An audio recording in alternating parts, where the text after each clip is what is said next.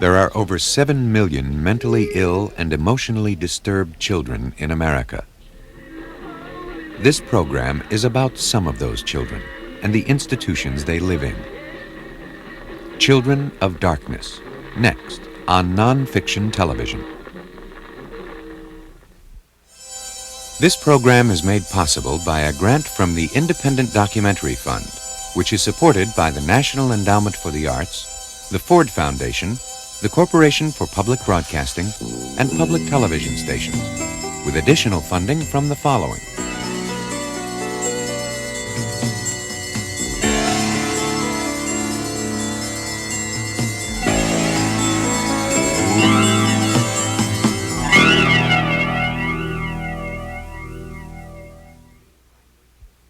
This program contains language and sequences some viewers may find disturbing.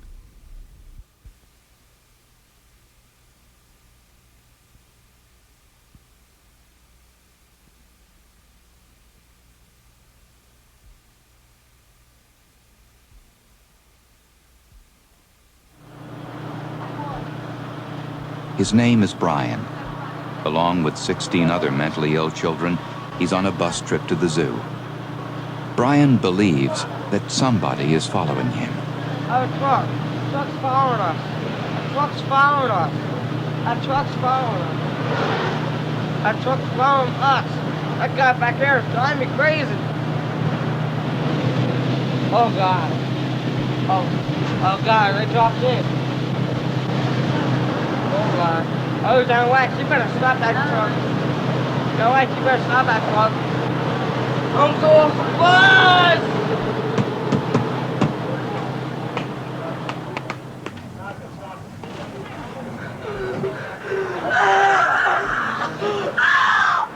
It's gonna kill my motherfucking dog, my dad! I'm gonna kill you! Brian suffers from mania and schizophrenia. He's been this way since he was 4 years old. Brian lives here at Eastern State School and Hospital in Trevose, Pennsylvania. 160 children live with him. They're psychotic, schizophrenic. They suffer from organic brain damage and autism. Some are hyperactive, some totally withdrawn. Some are suicidal. I was trying to kill myself so I could be with my mother. That may be hard to understand, but I feel as though once you're dead, you'll be able to be with the other people that are also dead. I love her a lot. And I don't even know her, and that's what's so funny. Like, 'cause I was so young when she died. I don't even know what she looks like or anything. But I just wish she was alive. I have an identity problem. My mom died, my father took off on me, and it hurts. It hurts a lot. When you started cutting at yourself, what was going on inside your head? I just wanted to die to be with my mom. I didn't care no more. I didn't care about nobody no more. Are you going to stay alive or are you going to die? That's a tough question to answer because I don't know. Sometimes I feel like killing myself. Other times I'm happy and I want to live forever. Jerry's parents are alive, but because of his muscular dystrophy and emotional problems, they didn't want him. My parents were ashamed to go out because of me. They were ashamed to take me out, you know. It's like I was the black sheep of the family. It's like tomorrow is his 2-year anniversary, and his parents just more or less dropped him off here and said, "You got him, see you later," and took off. When my mom brought me here, I seen her, and I ain't seen her since that day. Since that day she brought me in here, I have not seen her. And 3 days after, they took off to Las Vegas and just left me here. And I didn't know for 6 months, because I was trying to call them at home, and I got somebody else moved into our house, and 6 months later, they let me a letter saying they were at Las Vegas. And they enclosed it with a check for $20. I guess it's about time that I say something to the fact that they don't want me no more, and they never will, and that it's time for me to get out here and make a life for myself, which I plan to do when I leave. Can you do it? Yes, I think I can.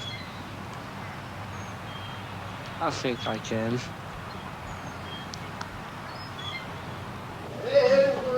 Many of the children at Eastern are chronically mentally ill. They'll never see what we see, hear what we hear, think in ways we do. How much lube you got in there, son? Brian McAnally has lived at the hospital for the last 4 years. Oh, it's me. I want to go swimming, that's what I want. Oh, wait. Yeah! Praise the Lord, Jesus. Praise the Lord. We're buddies, right? Thank you, everybody, for coming. Thank you. Praise the Lord. I want you to lay down, please, Brian. Come on, I want you to lay down, okay? Don't get me sweat. I'm not going to get you sweaty. I just want you to lay down. Lay down, Mark. Because I think you need to relax. Okay. You're a little bit upset, okay? Okay. All right, I'll be outside the door if you need me, okay? That's a dentist's office. It's a dentist's office. Hi, doctor. Do you know what's going on with him? What's the matter with him? You know what's going on? Not really. Brian It's is... kind of scary. It's falling down. Hodge is falling down. Brian's a very psychotic young man. I mean, Mark. like I said, he was doing really, really well up until about a month or so ago, and he started just regressing, going completely the opposite way. It's like he's coming unglued, and he's hallucinating a lot more. He really has no sense of what reality really is. The other night he was in his room crying, and I knocked on his door to open up and said, "Brian, what are you crying about?" He said, "I got hit in the head." And I said, "You got hit in the head? Who hit you?" I got hit in the head. He said, "I was looking out the window and the sun hit me in the head." And he was like really upset all night about, looking out the window, getting hit in the head with the sun. He's having a really rough time. But tomorrow night we have a van ride, all right? And if you're good and if you feel better, maybe we'll take you out on the van ride, Okay. all right? You're gonna stay back with me, Brian. You're not gonna go to the canteen. Oh, You don't have any money, Brian. Brian?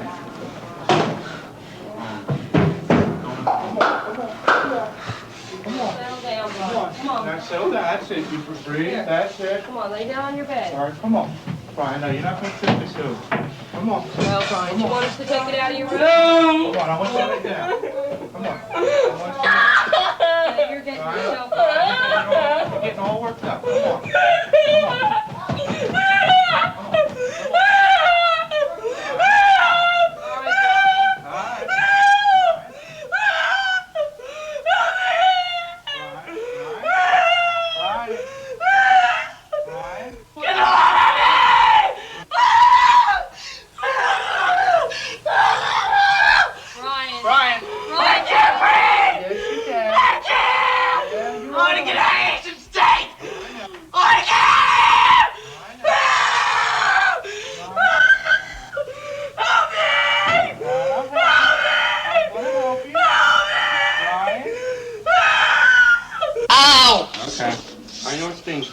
Okay, Doc. That's all right. All right, that's good. Oh, Doc, that feels good. Oh, I feel good now. Oh, Okay, I can dance. Why don't you stay in here for a few minutes, okay? Thank you, Mr. Don. Okay. Thank you. Thank you. Okay, sit down. I'll call you Ted. I'll be back in a couple minutes. Okay, thank you. Thank you, Mr. Don. It's perfect. Yeah. What the hell does it all mean? I mean, you're here tackling kids, holding them to beds, sticking needles in them. Is that psychotherapy? What's going on? It's the best we got. I'm serious. It's the best that we have. I mean, there are other institutions that, may be a little bit better. There may be a little bit more staff, but I've worked in enough institutions to know that this is, it's the best system we got, and nobody's come up with a better system yet. Is everything that's going on upsetting you, Brian? Yeah, the walls are cracking. The walls are cracking. Oh my God, look.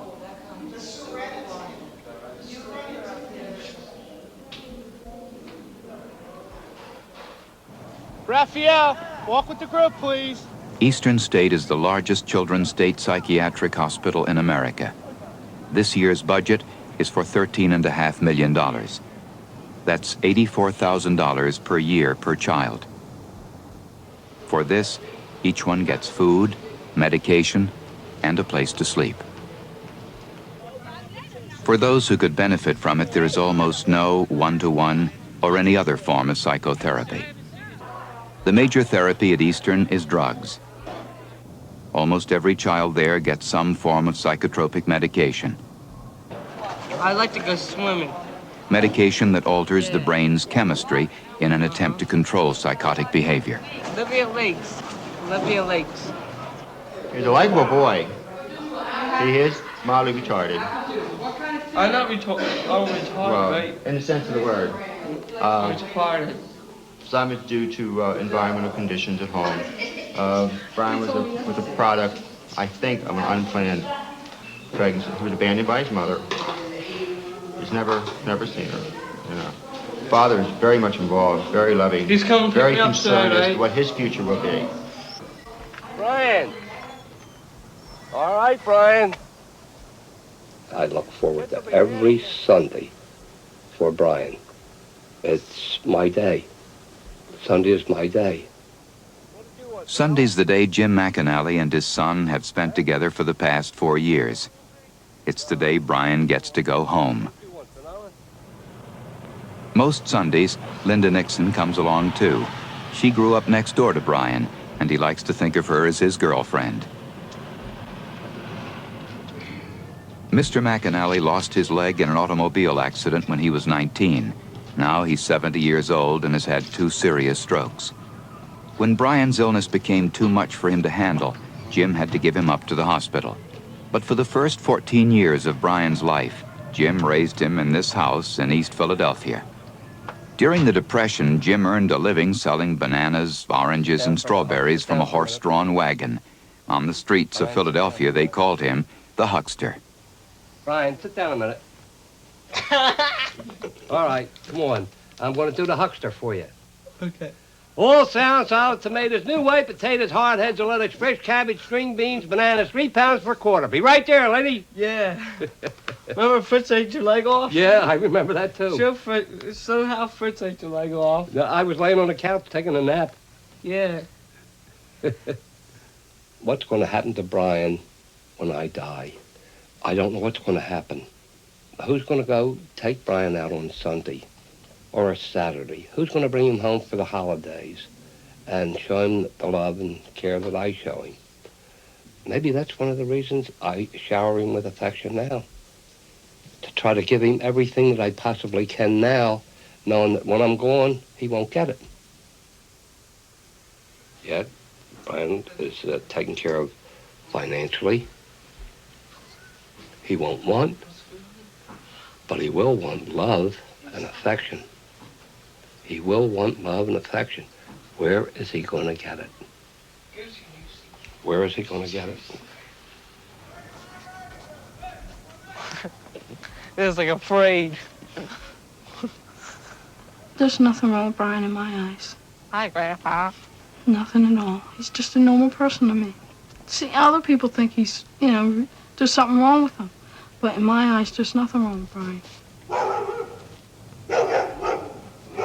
Dork wants to go in the camera, too. Too many people tease Brian now. Too many people do. And I don't like it. So I stick up for him. What can I do? I think a lot of Brian. A lot. I really do. I think a lot of Brian. A peaceful and happy life for Brian. That's all I can ask for. But God will see fit to take care of him, watch over him, and that he doesn't have any heartaches more than he has now. One day, if he's lucky, Brian may go to a group home for the mentally ill. But there are just 5 in all of Pennsylvania, with just 45 young people living in them. So it's more likely that when Brian's too old for Eastern, he'll be sent to an adult institution. The hardest part of my day is Sunday when I take him back to school. Knowing that I'm going home to an empty house when Brian should be with me. When Brian should be with me. And I have everything in Brian's room as if he's with me every day. When I go past that bed, I can picture Brian in it. When I'm going to bed at night, I can picture Brian in it. And it hurts. And it hurts. That's when I pray for him. You know where you're at now, Brian? Brian? What? Do you know where you're at now? School. That's right. And are you going to be good for Dad? Yeah. That's right. All right, let's go. Brian, come on. Kiss Linda. God love you. And let me shake hands with Dad. Okay. I love you, Dad. I love you too, honey. I love you a lot. Okay. Good night. Good night, honey. I'm gonna walk him over, Jim. All right, honey. This is the hardest part of the day. Just bringing him back here, knowing that I won't see him till next week.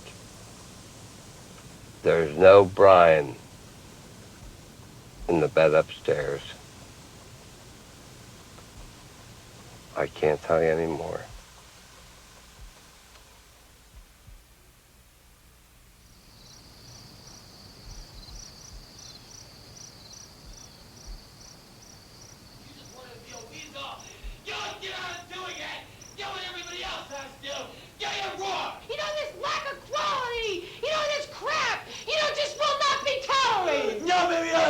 Getting a grip on it, man.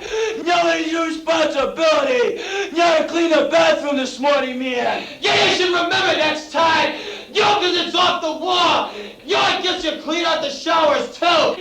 Yo, every one of them uses the showers. Yo, just being irresponsible. If you want to act like a baby, you get screamed at. If you want to act as more like a mature adolescent, you get talked to.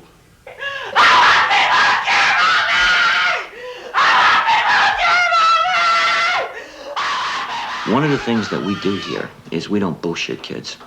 We don't tell kids that this is some kind of utopia, that everything is going to work out for you, that when you leave here, everything is going to be roses. We don't tell them that out there is a nice place either, because it's not. You don't even have enough self-esteem, okay? You don't make sure things get done. So I suggest for the next time you should put more quality on it. The name of the place is Elan. It's a private residential treatment center for out-of-control teenagers. What you're watching is called a haircut.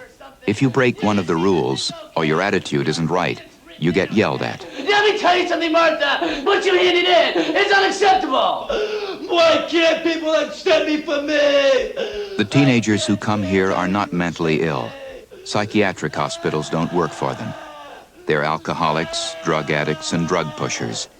They're teenagers who have victimized others and themselves. I just, I treated myself like scum. I was scummy. I sold myself to men who I didn't even know, didn't even care, didn't even care about me. Just wanted what they wanted. And it's like a piece of meat, to be blunt. The kids at Elan are almost all white, from upper middle class and wealthy homes. Their parents pay more than $20,000 a year to send them here for treatment. But these are children who have acted out, often violently, against their parents. Mike turned around and gave his mother the finger and said, "Fuck you." I looked at Mike, and I don't recall what I said, but it probably was something like, "Don't you dare talk to your mother like that." And he turned around and swung at me. You got to think about how you'd feel if you had a 16-year-old kid who is 6'1", who's come to the conclusion that he's going to do whatever he wants to do. When I brought Mike here today, I just cried. And I knew, and the people in school knew that he was coming up here to stay. You know that if he doesn't change, he's going to get arrested. You know that sooner or later he's going to steal something to get money. The phone rings at 10 o'clock at night, 3 o'clock in the morning. You're shaking. You're wondering, what's this call going to mean? Is it the police? And that's the fear that we live in. We're ready to just an example. Ready to crack. I love him so much. I wouldn't want to lose him. I don't want to lose that camera because I cry all the time. I'm sorry, but I can't help it. Yeah, you're the first one to do it! Yes, sir. Day in, day out, life at Elan is constant confrontation, Yes, sir, what's your best on the justice? unrelenting pressure. I couldn't believe all the shit that was left on those things. Your feelings, your negative attitudes are broken down, dissected, torn apart. The idea is to change your behavior. Let's go, John. Elan residents are taught to obey authority. They're made to work at menial jobs, to do what they're told to do. Other Elan residents enforce the rules. They record the names, the actions of everyone in every room continuously. At Elan, there is no privacy. Incoming mail is opened. Outgoing mail is read and censored. Telephone calls are monitored. Every conversation is subject to eavesdropping and informing. I want to drink and I want it right now. In therapy, your problems, your hang-ups are all laid bare. I want to drink and I want it right now! I want to drink and I want it right now! I want to drink and I want it right now! I want to drink and I want it right now! I want to drink and I want it right now! Again!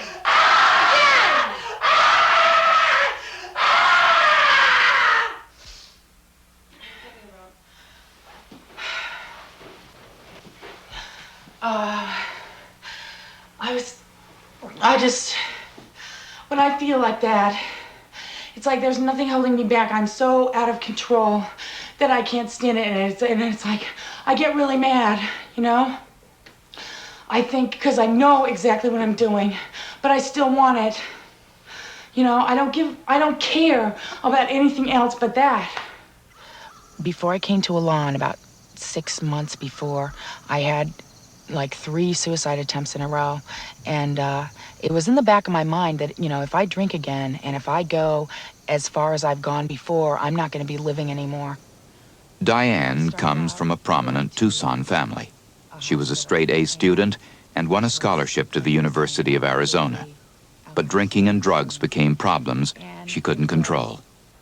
We're talking about attempting suicide by eating 15 pills of antabuse and then going out and having a glass of scotch.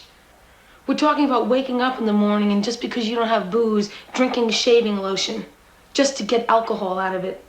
Okay, we're talking about going into convulsions and going into seizures and going into blackouts that you almost never came out of. I was at the point where I was pretty wasted one night, and I went out and I got a butcher knife and, you know, started stabbing myself in my stomach, which partly because I wanted my father to, you know, come and say, it's okay, Diana, you know, you're gonna be all right, you know, you're a very sick little girl, we'll take you to the hospital and, you know, sew you up. And I just wanted him to know that he loved me, because I felt like he didn't. I felt like nobody did. You have to make the decision whether or not it's worth it for you to live. You have got to do it for yourself. I want you to think about the times that you could never sit somebody down and spill your guts out. And I want you to say, I'm lonely and it hurts me. Hold hands and think about that. I mean, let's get in touch with what you are. I'm lonely and it hurts me. Think about that, Diane. I'm Think about lonely that. Come on. and it hurts me. Think about what goes on inside. I'm lonely and it hurts me. Let's go. I'm lonely and it hurts me. Come on. I'm lonely and it hurts me. I'm lonely and it hurts me. I'm lonely and it hurts me. Tell us about it. I'm lonely and it hurts me.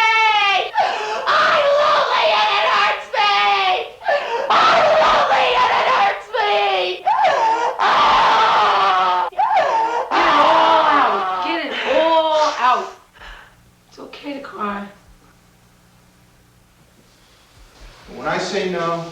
Drop your hands and you all say no. No. No. No. No. No. No. No.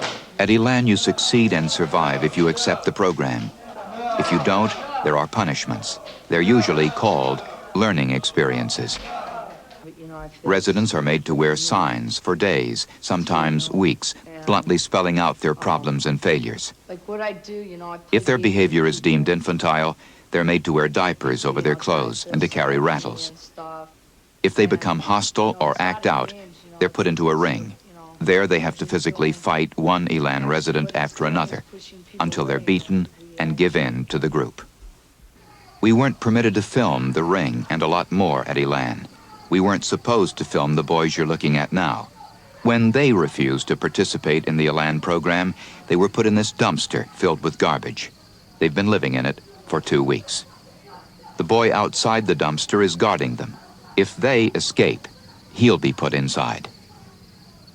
Many Elan residents have tried to escape, but they've all failed. When they've managed to get off the grounds, trackers are sent out after them. When they caught this 15-year-old boy, he was put in a rabbit suit and leg shackles. Why did they put you in chains and in a rabbit suit? Because I ran away. When they put them on me, they told me, that they were going to be on me, until I left. But, it's been 2 weeks so far. What does it do? Okay, it humiliates him and it restricts his movement. He's run away from here 4 times, okay? He's run away from every place he's been before at least 17 or 18 times. I won't run away again. I told him that. I told him I won't run away again, but if they were going to put me in jail, they'd put me in jail. If they wouldn't, they'd have to make me walk around with shackles on. This boy's been in and out of juvenile detention centers for years and faced charges of breaking and entering and assault. For him, it was either Elan or jail. The kid has no idea what prison is like. Somebody has got to introduce to him some realistic concepts of what's ahead of him, and he's gonna hit jail if he doesn't change. What's gonna happen to him? He's 5'6", he's got bright orange hair and blue eyes. How long is he gonna last in jail? I'm not a dog, I'm not even a person anymore, This is supposed to be America, I still have rights as a human being to walk around. And I can't even do that with these things on. Those things stay on him. He decides how long they stay on him, not me. He makes that decision. If he came up to his director tomorrow and said, I want to get back involved, I want to change, okay? I want to participate, I want to try again, they would come off like that.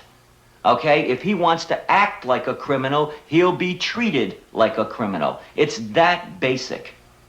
Now, if that is robbing him of his dignity and robbing him of his freedom, then yes, I'm guilty of it. Elan claims its graduates are now leading happy, productive lives, that they're staying in school, going to college and working, that drug use is way down, and criminal involvement cut by more than half. But parents of some former residents dispute these claims.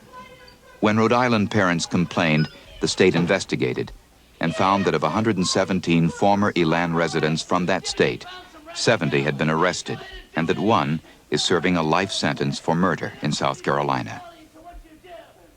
Nevertheless, this year, parents from more than 22 states and 8 foreign countries will send 200 of their children to Elan for treatment. Yeah, you did it anyway! Yeah, because you just wanted to, man! Yeah, you don't really care! In the United States today, 5 million acutely mentally ill children need treatment of a very different kind. 500,000 are psychotic, 2 million schizophrenic. 1 in 5 suffers from depression. They need immediate psychiatric help, usually in hospitals. For most Americans, private psychiatric hospitalization isn't possible. The cost for one child can be as much as $120,000 a year. Medical insurance doesn't come close to paying for it. For poor, middle class, even well-to-do families with children in need of long-term care, after savings run out, there's usually just one place left to go: the state hospital. In our country, 20,000 children are admitted to them every year.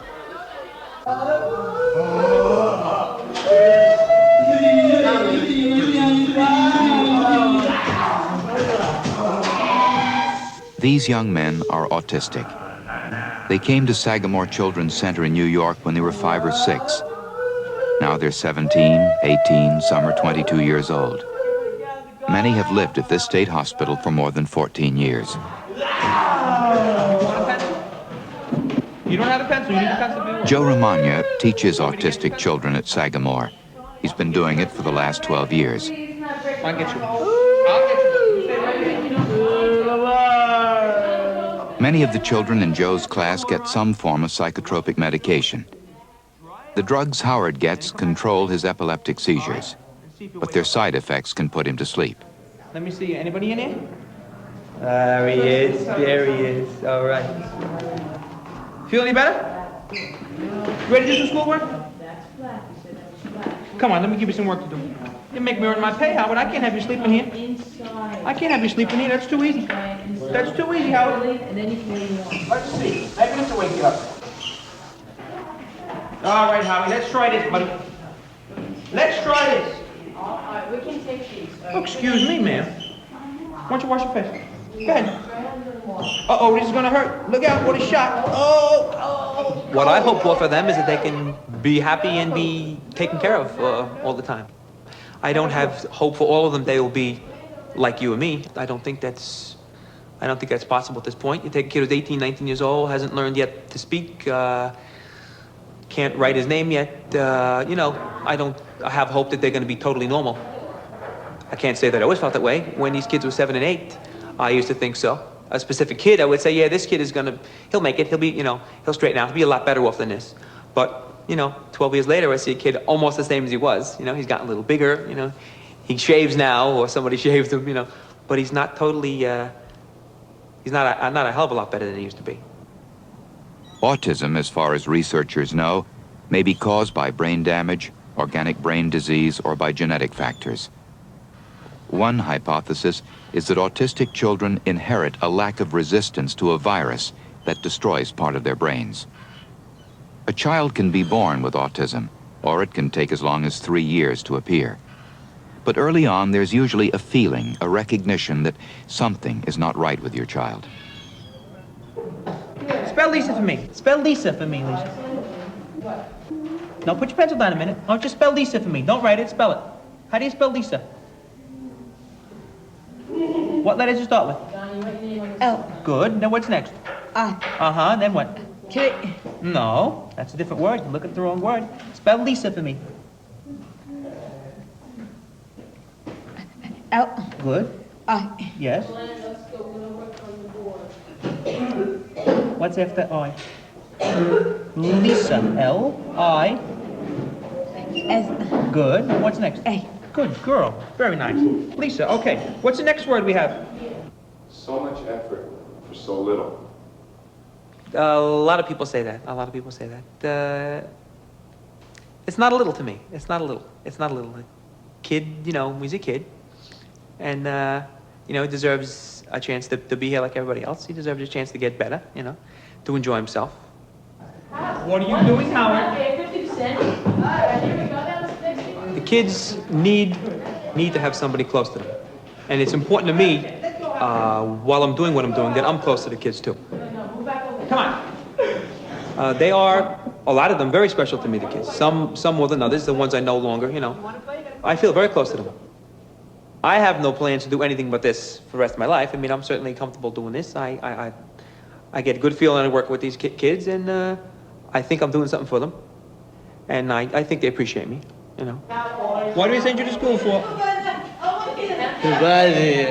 You character. Sometimes you can bother me, but sometimes you gotta do your work, right? Right? You didn't do any work. In their way, I think they love me. Like I said, they can't tell me that, but it's possible. 100,000 children in America have autism. Most of them live a normal lifespan. They grow up, they grow old, but they usually don't get better. And they can get much worse.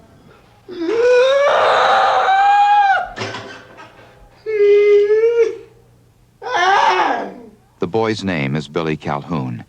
He was admitted to Sagamore's autistic unit when he was 7. Now he's 20. Billy was transferred to the Sagamore Infirmary after he became self-abusive. He's lived here in restraints for the past 2.5 years. For this one, we haven't found an answer yet, and we've been working very hard at it. He's beaten himself in every part of his body. He's thrown himself into the ground, into the floor, torn at his body with his hands. He's rubbed himself against objects to raw skin. He's beaten his head to the point of detaching his retina. Not once, but twice. Any way that I could think of that he could abuse himself and injure himself, he's done it. Why is this child? Why did God create it? And that's all I've always wondered, you know. What does it mean? It has to have a meaning. Everything has a meaning. What is his meaning? Why is Billy here? I don't know. It's all right, Billy. It's okay, Billy. Come on. 3 times a day, Billy Calhoun is made to walk so his muscles don't deteriorate. The rest of the time, he's kept tied up. During those walks, he's watched carefully because of his previous violence towards the staff. Doctors at Sagamore have tried drugs and special diets to try to help him, but so far nothing has worked. Now they're considering more radical treatment, including aversive shock therapy. A device is applied to the body, which produces a very intense, painful reaction. I've been told that it's a type of pain which you don't know. It's not like sticking your hand in a socket. The idea would be to stop his self-destructive behavior, using pain as a punishment. And if Billy's condition doesn't improve, Sagamore doctors say they'll reluctantly consider a lobotomy. A lobotomy, to my knowledge, is irreversible and destroys part of the organism. But I suppose that if it came down to the point where there absolutely were no other alternatives, then I can see where that could be a consideration, if it meant keeping him alive. He's coping, I guess. But don't let it get any worse where he's miserable all the time. If he's not going to get any better, fine, but if he gets sick, as bad sickness, make it a sickness that would take him, as opposed to a lingering, any more pain. In this business, there's no guarantees of success. We're not God. We're the hospital. We're trying to do the very best we can. What about making him better? I can't do it. I can't do it now. I'd like to find a way. We all would. Many years ago, there was a member of our family that has handicapped children. And she went to church and asked the priest, why me? And she said, the priest said to her, don't you know God looks all over the world to give these problems to, and he never gives them to anyone who can't handle them.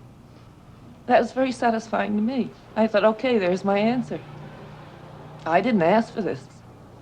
We never knew that we had handicapping conditions in the family. And they're showing up in these generations. And I figured, okay, if that's what you gave me, I guess you figure I can handle it. So it's just the way we've lived it. More than half of the children you've seen in this film will retain their illnesses into adult life, and most of them will be sent to adult institutions. For parents, what looms ahead is frightening. A realization that their children may never get well, that their lives may be spent in institutions. And there are other fears. Fears that come from giving up control of your child's life, and of placing that life in the hands of strangers.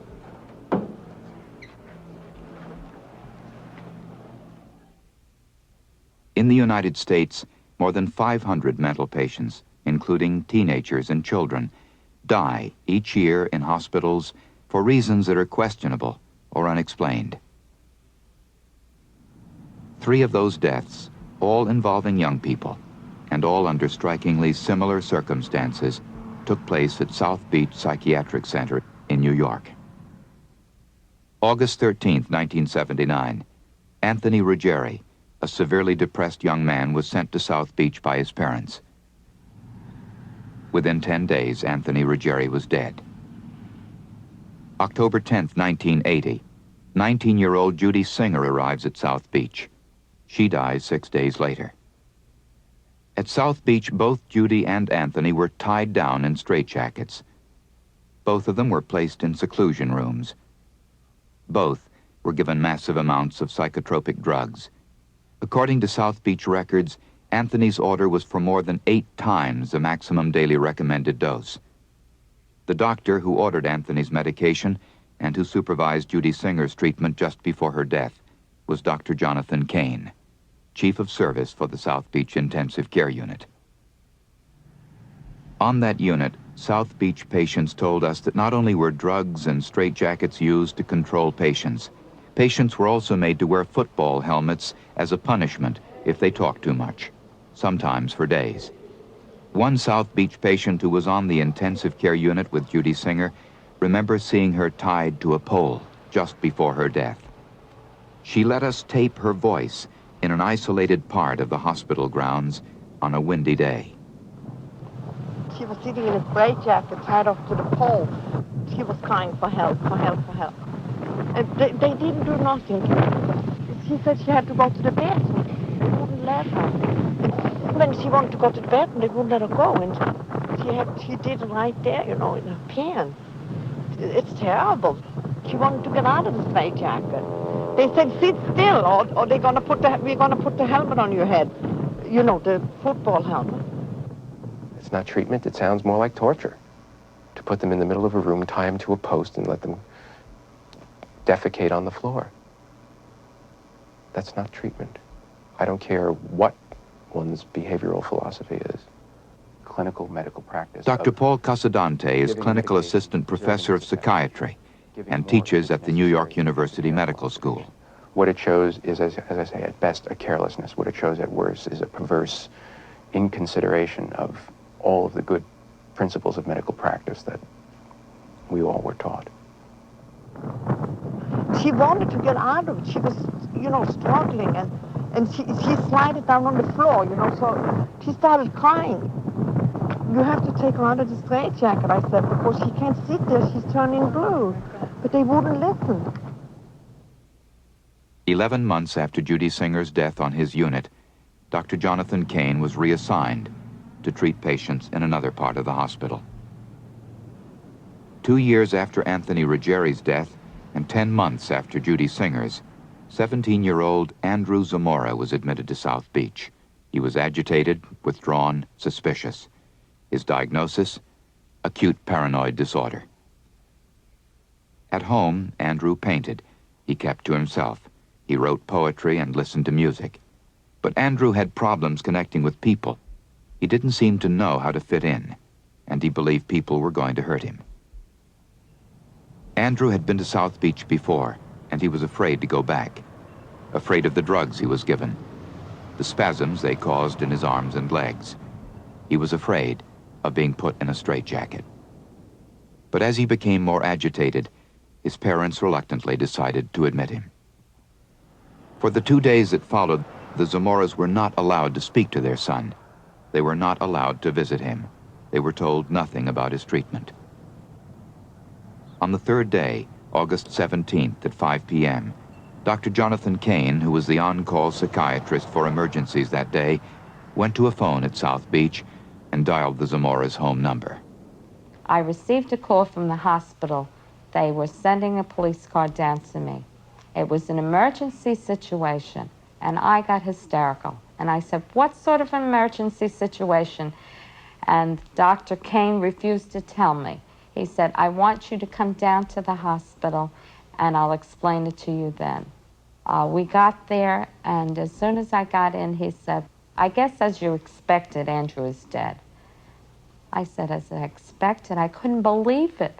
I said, how could my healthy child be dead? I said, you gave him something he shouldn't have received. What did you give him? He says, I don't know. I'll have to look up the medication. According to South Beach records, along with other drugs, Andrew was injected with Thorazine. His mother had warned the South Beach staff he'd been given it before and that its side effects were devastating. But he was injected with it anyway. Following that, he began biting his tongue and moaning. But hospital records show the staff believed he was faking a reaction to the drug, and a canvas bed net was thrown over him and tied down to the corners of his bed. I hate this thing that happened to my son, a healthy child, full of life, and I bring him then 2 days before, and now he's dead. We asked South Beach for an explanation. 3 young people enter the hospital, and within a few days, each of them is dead.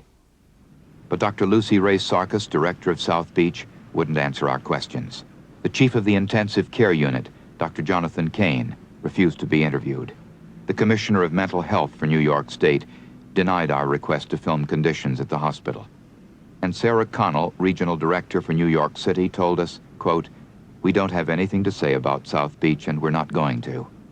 But there were people who worked there who did want to talk about South Beach. Anybody could die there. Anybody could come into an overcrowded, understaffed unit and react so badly that they could die. Anybody. People got medicated to the point that they became zombies. I remember seeing people drooling from the mouth, people unable to control urinary until they got to the bathroom or defecation, totally lost control of those muscles. I just questioned a lot of things going on. I mean, under the name of mental health, I felt the people who were labeled patients were used as experiments. They were like guinea pigs. On August 17th, Andrew Zamora was injected 3 times with Serental, a powerful psychotropic drug. One of Serental's side effects is to disrupt the body's ability to cool itself. Andrew was in a room where the air conditioner was turned off. The windows were sealed shut. Andrew was kept tied down as the heat in the heavy canvas bed net became unbearable.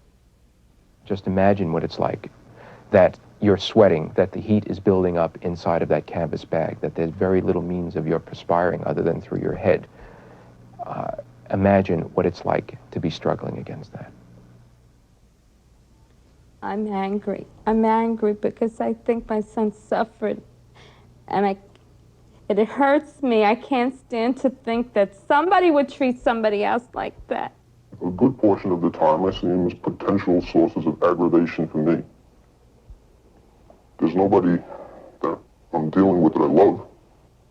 And just to be sure that I don't feel any sort of attachment like that, I just go to the opposite extreme. I still have a hard time seeing the people I'm dealing with as people. Andrew had no control over his tremors now, the muscle spasms. His eyes rolled back in his head. And now the staff had second thoughts about him faking a reaction to the drugs. So they gave him more medication to try to control the side effects. By that time, though, drugged and tied down, what had happened to Anthony Ruggieri and Judy Singer before was happening now to Andrew Zamora. And at 4:45 p.m., he was dead. If I said they killed him, would I be wrong? That indicates to me a deliberate attempt on the part of the staff. If I said they let him die, would I be wrong? That you would not be wrong. I tried for 8 years putting in reports about that place. And I just quit because it fell on deaf ears. No one wanted to hear it. We have had patients hang themselves in a 6-foot closet. 2 of them. They just walked inside the closet, tied something around their neck, put it on the hook, and just sat down and hung themselves to death. Where was the staff? I hope that God has Andrew with him and at peace. I have this feeling when I was at Mass today, it was such a beautiful Mass, that he was at peace and he was with God. I believe that there has to be a better world in this life because I think there's too much suffering and pain in this life, and after we die, there has to be a better world.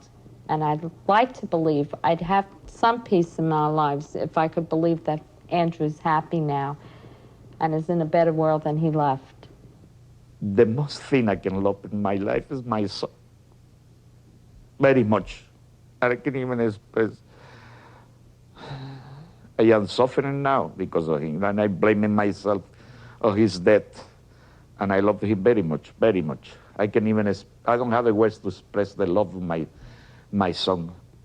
The most important thing in my life today is to communicate with my son. Communicate. And I wanted him to tell me, Daddy, you're right. You was a nice man. You're not guilty of my death.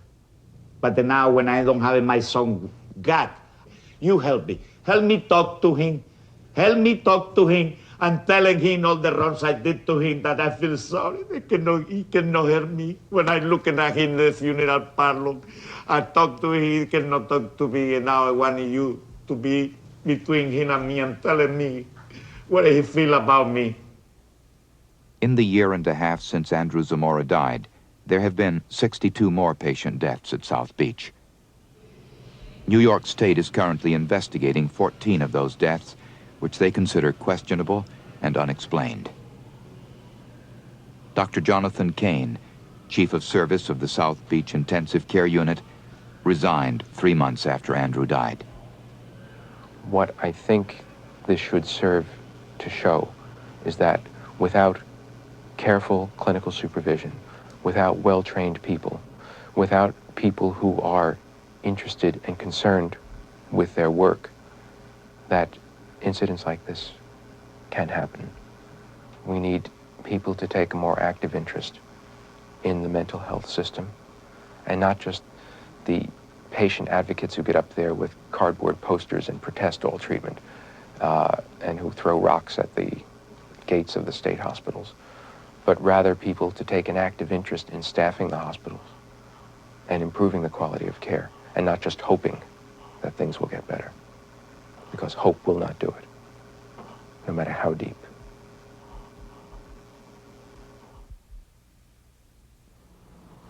Are you going to stay alive or are you going to die? That's a tough question to answer because I don't know. Sometimes I feel like killing myself. Other times I'm happy and I want to live forever.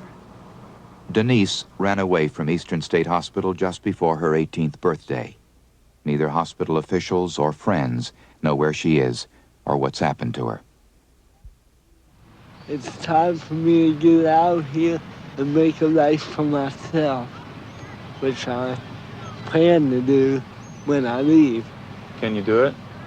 Yes, I think I can. I think I can. Jerry did leave Eastern State and is now living by himself in a small Pennsylvania town. So far, he's been unable to find a job, but he's determined to stay out of the hospital and to make it on his own. I'm going to do the huckster for you. Okay. All sour, salad, tomatoes, new white potatoes, hard heads, and lettuce, fresh cabbage, string beans, bananas, 3 pounds per quarter. Be right there, lady. Yeah. Remember Fritz ate your leg off? Yeah, I remember that too. Brian McAnally is now 18 years old enough to be sent to an adult psychiatric hospital. But recently, he's been accepted by a new group home now under construction in Philadelphia. When Brian moves in, he'll live just 4 blocks away from his father's home.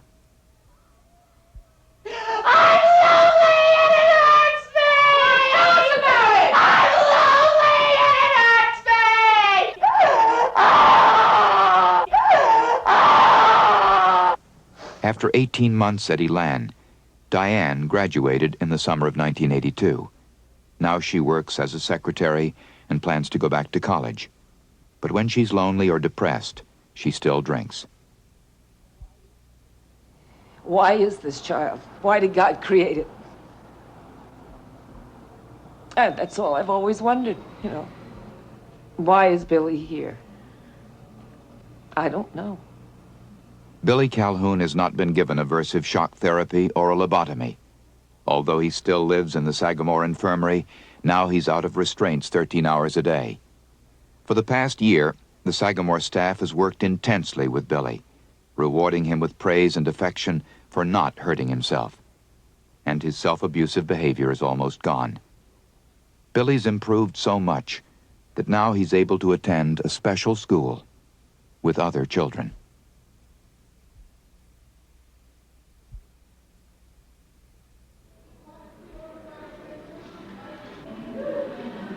It's the best we got. I'm serious.